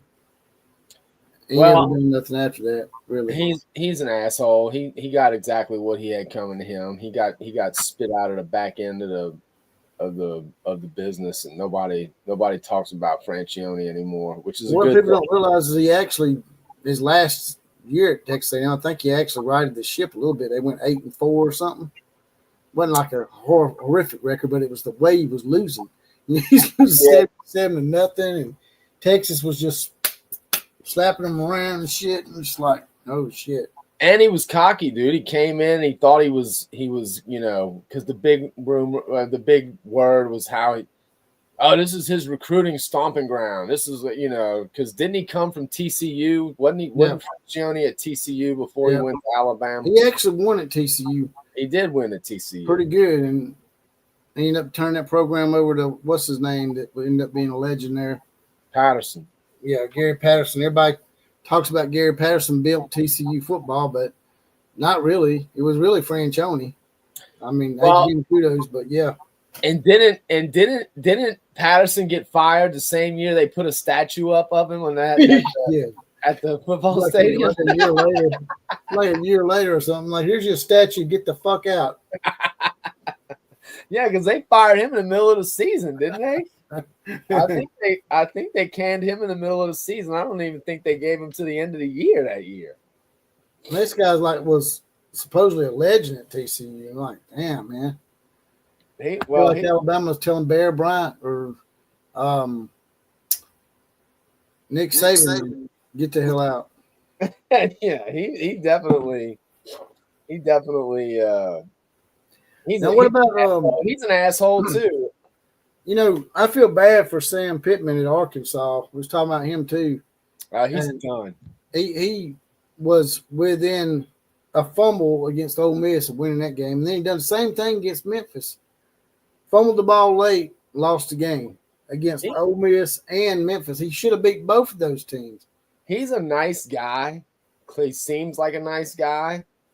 But yeah, no. I don't think so. They got Notre Dame in Fayetteville. If they would have upset Notre Dame's 1-2. So Notre Dame's played 3 Southern teams out of 4. So Notre Dame's playing that Southern Gauntlet, and they're 0-2 so far. Yeah. By the way, going to the Mike Gundy versus Dabo thing, again, I don't think you can even compare the two. Dabo's clearly was a better coach. Mike Gundy was good for Oklahoma State for a while, but I heard you right before I got on. I heard you talking about when he took that OAN shirt off for Chubba Wubba, Yeah. and you thinking that was the downfall. Well, I would agree. I think when he started, I think when he started getting involved in the politics in general, that was kind of where he started losing his way a little bit. Yeah, because he just rolled over for that shit. But then when he rolled over, yeah, that was terrible. And man, I'm surprised that Oklahoma State even I don't think they wanted to fire him, to be honest with you. I don't think they wanted to fire him at all. But I don't think they would have fired him this year if he hadn't lost to Tulsa. I agree.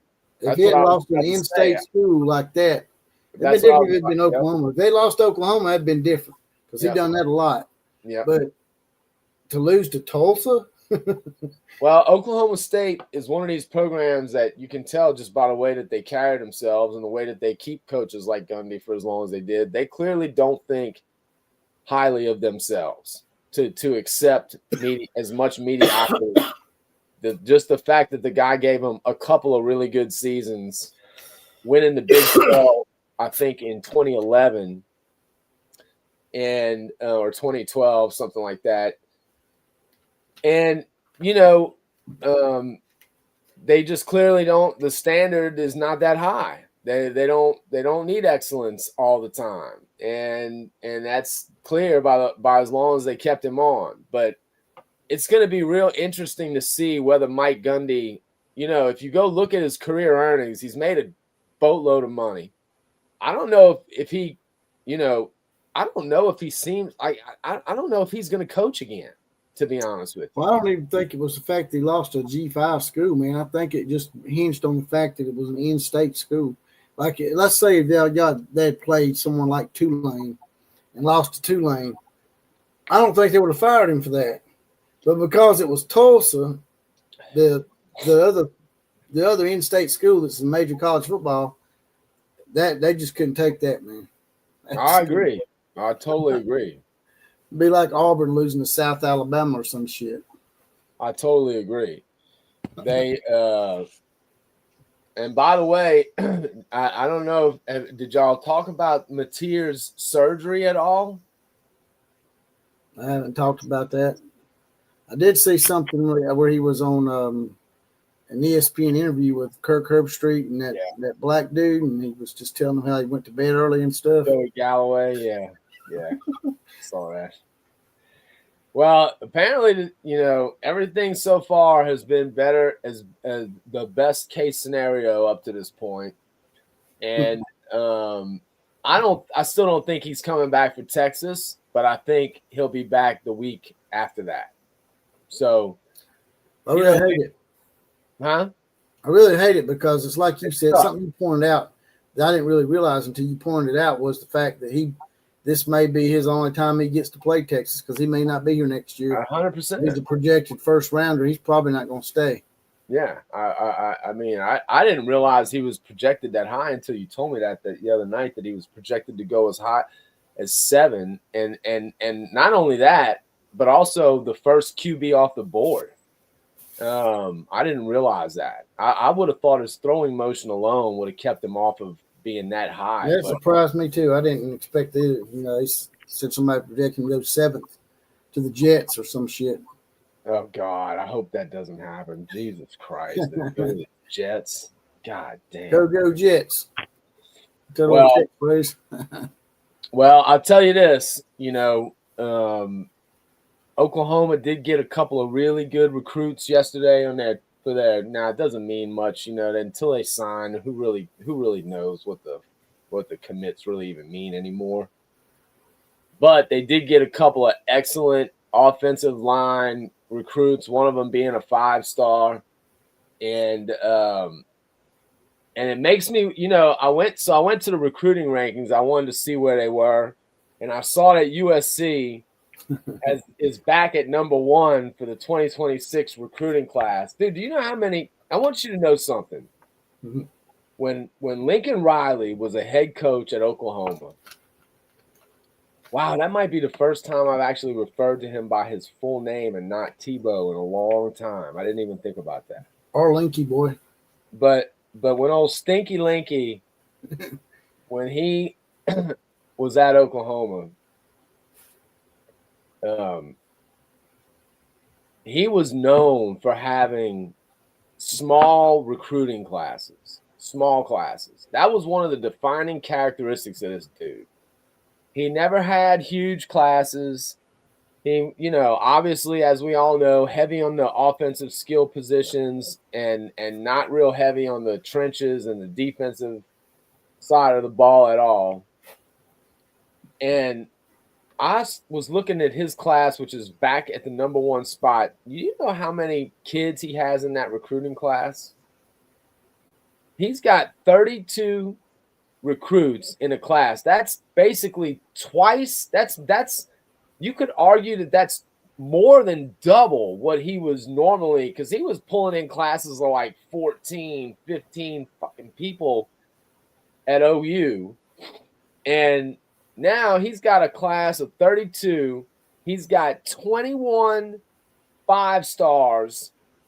21 4-stars in the class alone. I think a couple of 5-stars and 9 or 10 3-stars. Nobody's talking about it, by the way. Nobody's talking about it. I wouldn't have known unless you told me. Which I find hilarious. Recruiting don't matter anymore, man. If you get a top recruiting class, you got to re-recruit it the next year. Absolutely. So what does it even matter?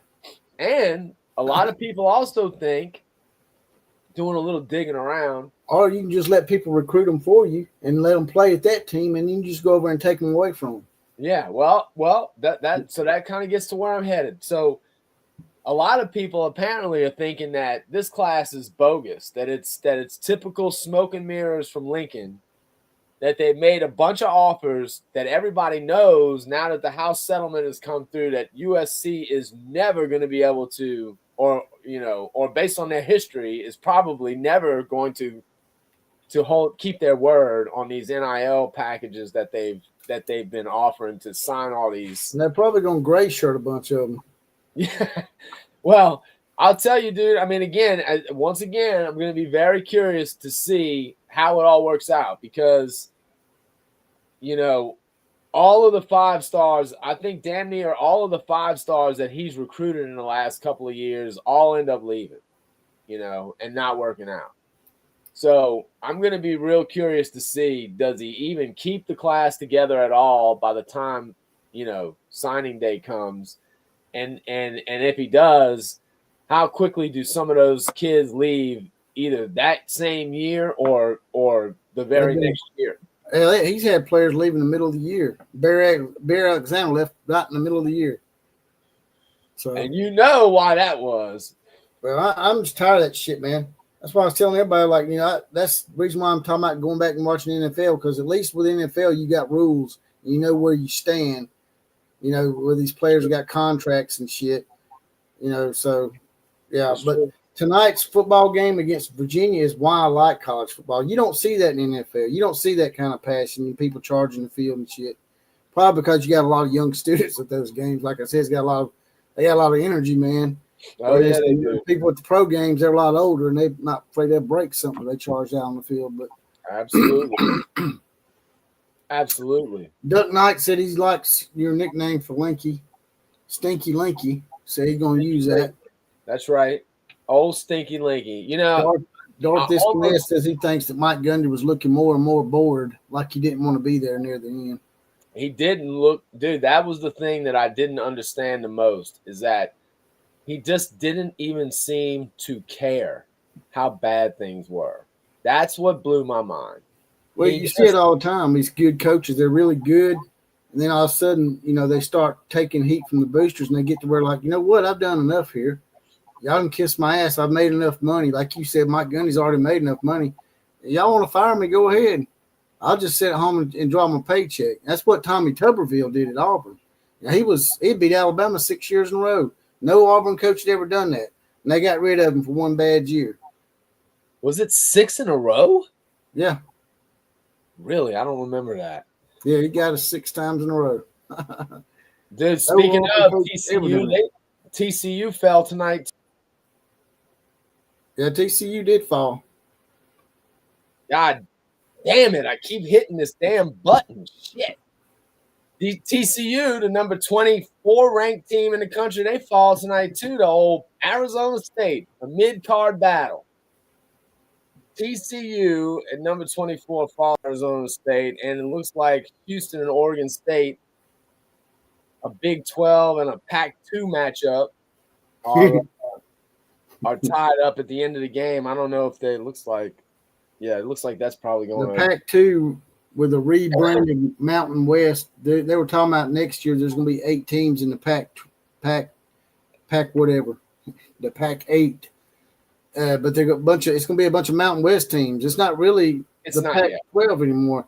They shouldn't give them a power label if they went out and got that many G5 schools. If you got just 2 or 3 like the Big 12 did, that's one thing. But you go out and replace most of your conference with G5 schools, I mean, you shouldn't have a power label anymore. Well, I'll say this.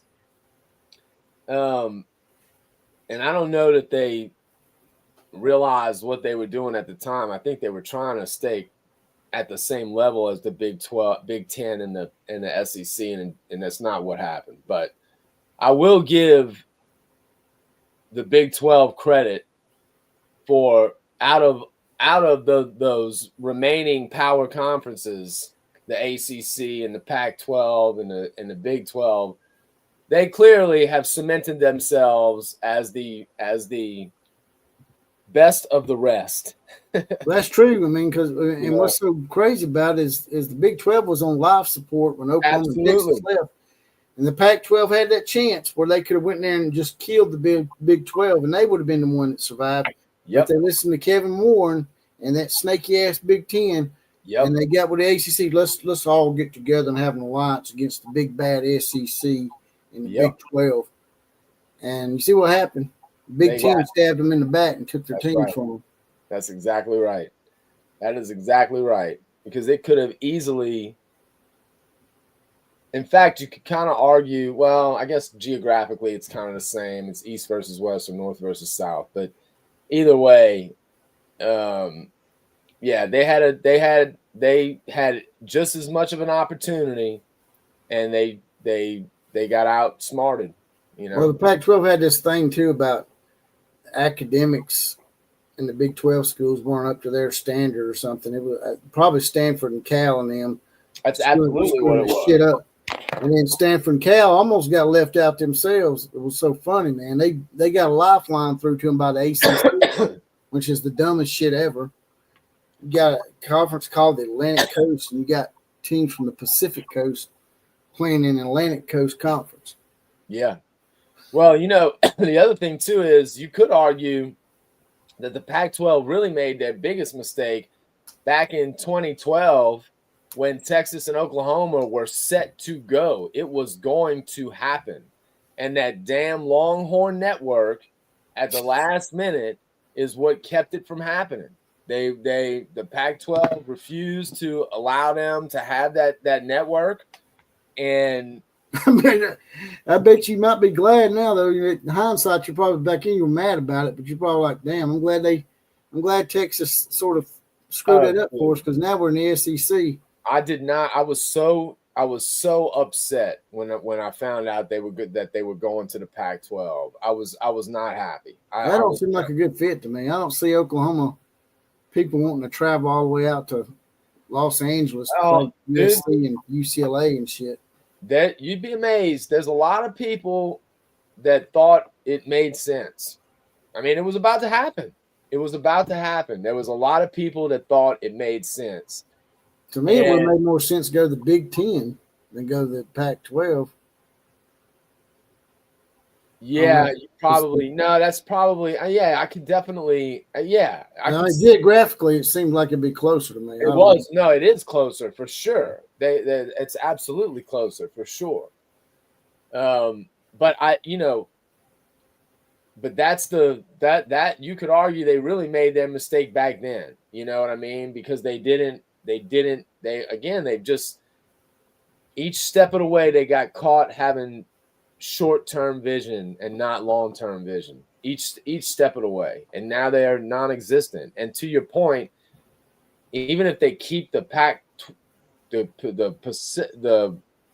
Pacific Athletic Conference together, even if they keep it together in some incarnation of it, whatever it ends up being, it's not going to be a power conference. It's just not, unless they somehow poach a bunch of teams from the ACC, and that ain't happening.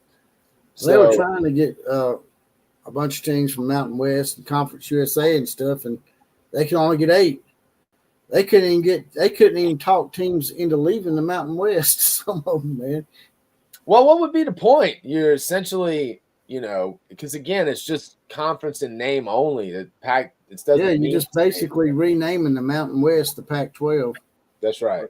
I mean, because Washington State and Oregon State, only 2 teams left. Those 2 teams really got screwed. They got left out, man, for real. They did. I feel bad. I do feel bad for them. But I don't know. Did they even really make efforts to leave though? Well, their history just ain't strong enough anyway to be, and their fan bases their football stadiums are really small. Yeah. So to me, they probably don't deserve to be in a power conference anyway. Well, man, it really is true though. At the end of the day, not to all of their fans. Clearly, you have rabid college football fans no matter where you go in this country. The sport is extremely popular. But overall, clearly, football is not as important out there as it is to us. I mean, it's just not. Down here where we are, it matters. It matters. Your football teams and how good your football teams are, let's face it, for us living in the South, that's a part of your identity. That's just a part of your identity. So it matters, and it clearly didn't matter that much to them. And what has happened is the result of that when it's not a priority. So let me get some quick picks from you real quick. Go for it. Oregon versus Penn State at Penn State. No. The only reason why I even hesitate a little bit is because home field advantage makes a difference. You talked about it not that long ago. The crowd makes a difference. But I'm Oregon all the way. Now, I want Oregon to win right here. I just don't know if they can go to Penn State at night in that whiteout. It's probably one of the more intimidating atmospheres in college football. I got to give them that. It is. They are a bunch of perverts. But, dude, for the last 25 years of my life, actually probably the last 35 years of my life, from the 90s on, Penn State, and you know this, Penn State is one of those programs that how many times have we seen Penn State ranked high, undefeated, haven't played Michigan yet, haven't played Ohio State yet. This is the year. Oh, Penn State is back. Penn State is back. And then what ends up happening every damn time, every year, except for last year, they got to the playoff and actually won. Didn't they win a game last year in the playoff? Yeah, but they had to have 12 spots to get there. Well, it's, like I said, not quite the same as making it to the 14 playoff and winning a game there or making it to the BCS and winning that. Not quite the same, but at least they did win a game, a big game that counted. Because, again, for the last 35 years, outside of last year's playoff, they always choke in the big games. Always. Yep. And so reminds you of Texas. It does. It does. Until I see it, I'm not going to believe it. I also don't believe in James Franklin. I know that's going to make me seem like a bad guy. Because I didn't even realize James Franklin was black until last year, dude. I didn't even realize it. I didn't know. All right. But it has nothing to do with that. I just don't think the guy is a great coach. I think he talks like, talks a good game, but I don't believe in him as a coach yet either. And I think he's plenty of time. Darthis Kness says Penn State is probably the poster child for we're back. I agree. I've seen it dozens of times. Never use the word child with Penn State if you can. Yeah. Now Penn State is a blue blood, and so anytime the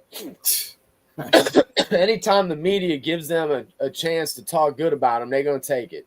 But they're not. I'm Oregon all the way. Your alma mater, LSU, has to go to Ole Miss. Do you think LSU is going to be able to pull it out with the way the offense has been playing? Dude, I hate to say this, but I kind of feel like Ole Miss at home is going to take this game. This is going to tell me a lot about Ole Miss. And I think I know about LSU right now, and Brian Kelly, and I think Ole Miss is going to win.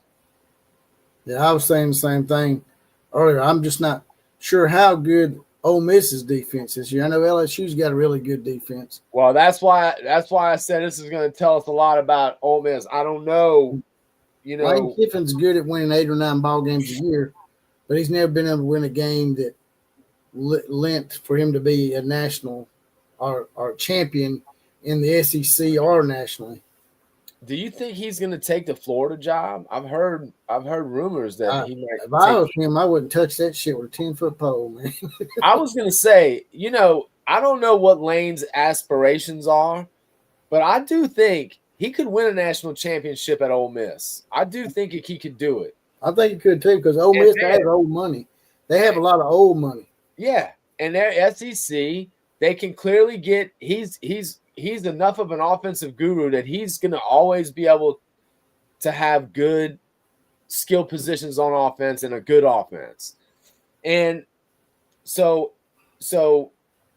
that's one of those things where if you're Lane Kiffin, you want to ask, this is a quality of life question. That's right. He's already just the winning that he's doing right now, he can stay at Ole Miss as long as he wants. They love that. Yeah. Exactly. They are totally fine with that. They don't. My brother graduated from Ole Miss, dude. It's funny. They just kind of expect that at some point the team is going to crap the bed. So just winning a few games that they normally don't win is enough for them. They I don't know why. Right. And a lot of teams should take note from that. That maybe you ought not expect to win national championships at conference titles every year. Florida. If I'm a coach like Lane Kiffin, like you said, he's already in an SEC program. You're going to go to another SEC program where they're apt to fire you after one bad year. Look what they've done to Dan Mullen. Dan Mullen went to, the SEC title game, played for the SEC championship, and then they fired him the next year. Dude, you know what's funny about that? I heard I want to go back to the point about Ole Miss, but you just made me think about something. They were somebody was breaking down the last few coaches at Florida, what their record was after 40 games. And Dan Mullen's record was like something like 31-9 or something like that, or 30-10 after 40 games. Yep. Which I was kind of surprised. I didn't even remember it that way because of how quickly they got rid of his ass and how bad it was at the end. Dude, at the end, they like, it was bad. They were calling for his head hard, And you go back and look, it kind of reminds you of Nebraska when they got rid of Solich, who was still winning 9-10 games a year. That toxic atmosphere can also cause you to start losing games. Just people generally not wanting to be there anymore. Oh, absolutely. Absolutely. They're getting attacked behind the scenes, and Dan Mullen and his wife did had some shady stuff going on. Her kissing players on the mouth and stuff. They used to call her Dan wife's bunny humping wife because she wanted to hump everybody. But I don't know if you ever saw her kissing the Mississippi State players on the mouth. That was some crazy shit there, boy. I can understand, giving them a hug or something, man, but that's a little touchy-feely for me, man. That's a little touchy-feely. But they also said Dan didn't like to recruit. But here's the thing, Dan Mullen's undefeated at UNLV. Yeah. Well, he's clearly a good coach. I mean, he knows offensively at least. But anyway, going back to my point about Kiffin, and you know this, I'm sure. Oxford, dude, there's a lot of worse places on planet Earth than Oxford, Mississippi. I'm going to tell you that right now. I love Oxford, and I love the Grove, and football games on Sunday at Ole Miss are incredible, and so if you're Lane Kiffin, you've already brought them to a point where they love you, and this is the only level you need to get to. And God forbid, if you actually end up winning a national championship or an SEC championship and/or a national championship, dude, you will be God in Oxford, Mississippi for the rest of eternity. Certainly the rest of your life while you're there. You're never going to buy anything ever again, but you will live on in legend, forever. Well, sometimes you say that, but sometimes it opens their eyes up to being unrealistic, like the Clemson fans. But that's my point. I don't. Ole Miss and Clemson fans totally different. Ole Miss has no inflated sense of themselves, even now with Lane Kiffin. That's my point, dude. Ole Miss has been so bad at football for so long that they don't think of themselves as the same as a Alabama or an LSU. They just don't. Now, you're right. Things change. So what is now doesn't necessarily is going to be tomorrow. So maybe that changes. But I'm telling you, first of all, I don't think he would ever have to even win a national championship for them to be thrilled and keep him there. But my point is, God forbid if he ever did, I think, he's got to look at quality of life and go, man, they don't have the pressure on me. I'm a god down here. Yeah, are there bigger programs that I can go coach at like Florida? Of course, but why would you do that? Why? Take the quality of life, man. The amount of money these guys make is ridiculous. Well, those guys sort of run Steve Spurrier off.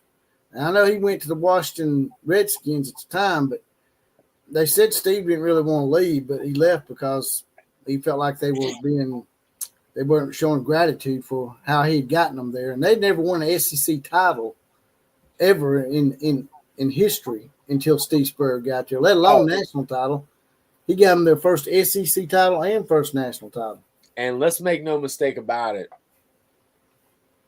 Steve Spurrier, what he did at Florida, you know what I'm talking about. There was a point where it was Florida and then it was everybody else. He changed the game, dude. I mean, he really changed the game. He was one of the first coaches to smack talk too. He was the best. He was the best, dude. Come on, tell me the truth. Was there anyone that you liked better at this? I miss that to this day.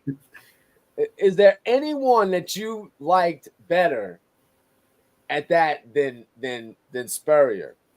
As long as he wasn't playing your team, it was funny. But when he's playing your team, it wasn't so funny. No, I know. I was at LSU when he was embarrassing the hell out of us. What are you talking about? I know exactly what that's about. And the rumor was always I don't know how real this is or not. But if you go back, so anyway, the rumor is that you remember Curly Hallman was at LSU. And I think it was when Curly Hallman was there, not when Archer was there. But when Curly Hallman was at LSU, terrible, doing awful. He was good at Southern Miss, but he was terrible at LSU. The rumor is that's when Spurrier was at Duke.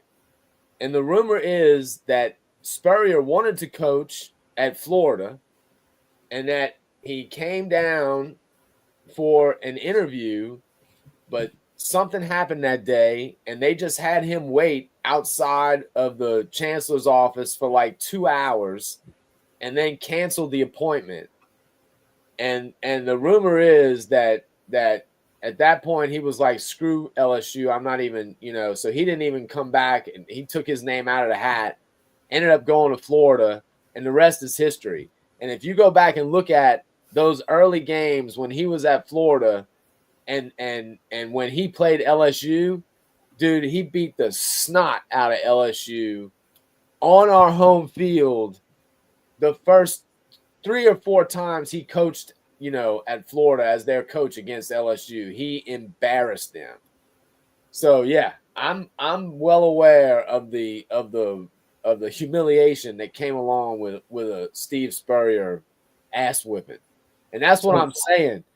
That's what I'm saying, dude. He was doing it like nobody else. He was throwing the ball around like nobody else. Maybe Hal Mummy over at but Steve Spurrier changed the game, and Florida was dominant for a period like nobody else. So we got an Ohio State guy in here, Sandusky, Ohio, bro. I don't know if he's still in here or not, but since he's in here, Ohio State does go on the road to play Washington this week. Give Washington a chance to win that game. It's in Seattle. No. I don't think so. All right. What about Alabama and Georgia, the other big game? Now, this game, I'm actually, dude, and I'm not just saying this because we're on together.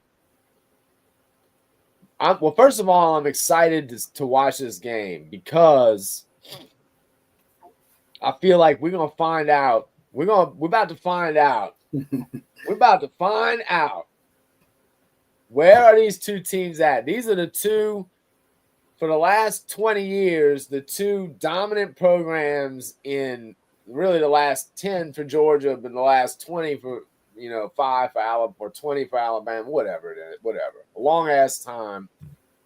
These were the two flagship programs, premier programs. It was them and everybody else, except, well, LSU. When LSU has their shit together, LSU is, you could argue, was in the same league, but we got kind of questions about both teams, right?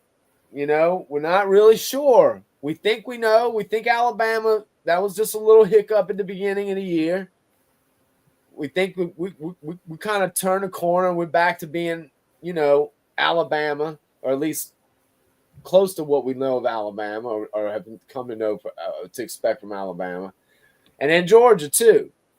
So, Alabama just seems to have had Georgia's number in this game overall, whether it was Saban there or not. And so I tend to lean Alabama. Yeah. Oh, a lot of people are questioning. They think the big telltale may be Georgia's secondary versus Alabama's wide receivers, because it seems like Tennessee was tearing their ass up in that game. Tennessee just give it away, missing that field goal in regulation. So, I don't know. I'm also of the belief if Georgia ever does get over that hump, the Alabama hump, that if they get us in a good situation, they might run the score up on us. Yeah, hell yeah. Yeah. So all the beatings and embarrassment Georgia took at the hands of Alabama over the years, absolutely. But you brought up something. You said Alabama's even beaten Georgia without Nick Saban. Everybody said, it's a Nick Saban thing. It's not a Nick Saban thing. It's an Alabama thing. Yeah. Because we beat them last year without Nick Saban. We lost a bunch of games we weren't supposed to lose. We beat the teams we weren't supposed to beat, some of them, Georgia and LSU. So all these teams like Georgia and LSU and Auburn, if you told me he's going to beat those three teams last year, I would think we was going to be undefeated. But those three fan bases, they were spastically and gleefully celebrating when Saban left because, hey, Alabama can't beat us without Nick Saban, and yet we did the first time. So, what is their excuse going to be if Alabama beats them again without Nick Saban, So, Yeah. No, it kind of reminds me of, when I was growing up as a kid in the 80s, Oklahoma just had Nebraska's number most of the time, regardless of where they were. Oklahoma won. I remember, I think it was 1987, maybe. I think it was 87. Nebraska was number one, and Big Red Machine, and Oklahoma ended up beating them, and I just remember because my football coach was giving me all kinds of grief because everybody knew I was a huge OU fan, and so he was giving me all kinds of grief. And Nebraska was this was the year, and it just wasn't. So I think it's kind of similar with Alabama and Georgia. I think Alabama just has Georgia's number. It's something. Alabama is Kirby's kryptonite. So yeah, I'm leaning Alabama. So Sean James says, what do y'all think about the Gundy brothers going to Arkansas? You know what? I would love that. I would. Well, I don't know. I would love it for Kale. Yeah, I don't like Mike Gundy. I hope he don't ever get another job. Yeah, I honestly, I don't know, man, with him. Maybe Arkansas Pine Bluff. That's interesting because it would be kind of curious to see Mike Gundy if he actually had legit SEC talent across the board. But I just don't know. I don't think he's got the balls to come over and coach in the SEC. Yeah, I just don't know if that works. I just don't know. I mean, it's interesting. If I'm Arkansas, would you hire him? I mean, the way he's sort of been acting the last couple of years, I mean, he's sort of flaky. No, but you know what, dude? I didn't think – but here's the funny thing that you say about that, and it's damn near the same kind of situation. I also couldn't believe that LSU hired Les Miles. I was shocked when they hired Les Miles. I remember everybody was talking about – I was just like, congratulations. We just got a middle-of-the-road Big 12 coach as our head coach. I couldn't believe that. So what would be any different about Arkansas hiring Gundy than LSU hiring Les Miles? Well, sometimes if you can bring a program like Oklahoma State up to middle of the road, it actually shows that you're a good coach. It's just like when Nick Saban at Michigan State. He was middle of the road at Michigan State. He had a lot of 7 and 6 years there, but Michigan State's a hard place to win. Well, it's funny. I mentioned this to you the other day, but when LSU got Nick Saban, most people won't remember this, but LSU was trying to get Tommy Tuberville was the hot coach at the time in football. He was the hot name, and LSU was trying to get Tommy Tuberville, and it didn't work out. And he ended up, and Tuberville and Saban apparently had the same agent. And so LSU ended up with Nick Saban instead of Tommy Tuberville. And all of my friends were upset about it. And I never liked Tuberville. So now I'm not trying to claim I had any idea that Nick Saban was going to turn into what he turned into. But I am on record with all of my people at home. I liked the hire. I thought Nick Saban was a good coach, a solid coach. I had no idea he was going to turn out to be the best coach ever. But that's how we ended up with Saban was trying to get Tuberville, and Saban ended up being an amazing coach. Well, Tuberville actually had a winning record against Saban. He ended up 4-2 against Saban. Really? Yeah. He got fired before Nick Saban could catch him. He was fixing to catch his ass at Auburn, and then Auburn fired him. So yeah, which was a mistake Auburn made. And, I think so. Yeah, they're still. I don't know, man. I don't know. Yeah, it makes you wonder what would have happened had Nick Saban never left LSU, and Tommy Tuberville and Nick Saban would have been going head to head probably for national championships. Well, here's the thing. Just been middle of the road. Well, dude, Nick Saban completely, he pulled off something at LSU. Up to that point, LSU was kind of one of those programs that was like they'd have a decent team every once in a while and win. I remember like in 1988 they went 10-0 with Tommy Hodson as the quarterback and Eric Martin and the wide receiver, and that was the earthquake game against Auburn at home when the fans shook the stadium so much it actually registered. I remember that shit. I was watching that game, man. I was the biggest LSU fan ever that night. It was awesome. I that was amazing. I remember watching that game live too. But anyway, they were kind of one of those programs too. They would never, don't get me wrong, LSU fans loved their school and were rabid football fans, but we had never really been a consistent winner, and had some good teams every once in a while, but never consistently. And Nick Saban came in and really just completely changed the culture and the way that LSU saw themselves as a program. And it was the way he won with dominating defense. I think in the late 80s they had a chance to be like it, but for some reason a guy that was there named Bill Arnsparger. Well, Arnsparger left for the NFL. I didn't understand why he left. He left for the NFL? He left for the NFL. Did he? I didn't know he left for the NFL. Yeah, all I know is that he had y'all going in the right direction. He was a good coach. That's what I'm saying. We'd had a few good years here and there, and Bill Arnsparger was a great coach, but he ended up going to the NFL. He got the a head coaching job with the Chargers in the NFL. I see. So that's why he left. And then they hired that Mike Archer guy, and Mike Archer ended up having that 10-0 season with Tommy Hodson in 88. I think it was 88.